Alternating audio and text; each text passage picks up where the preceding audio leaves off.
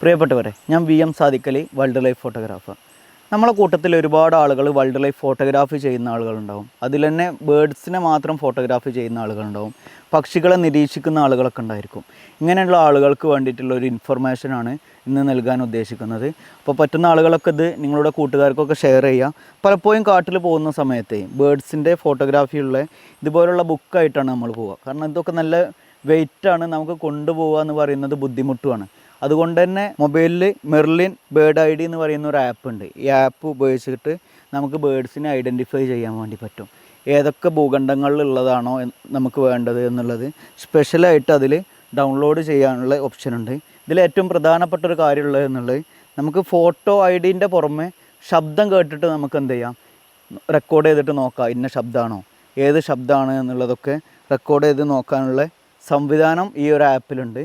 പറ്റുന്ന ആളുകളൊക്കെ ഈ ആപ്പ് ഡൗൺലോഡ് ചെയ്യാം. ബേർഡ് ഫോട്ടോഗ്രാഫേഴ്സിനും ബേർഡ് വാച്ചേഴ്സിനും ഏറ്റവും ഉപകാരപ്പെടുന്ന ഒരു കാര്യമായിരിക്കും ഇത്.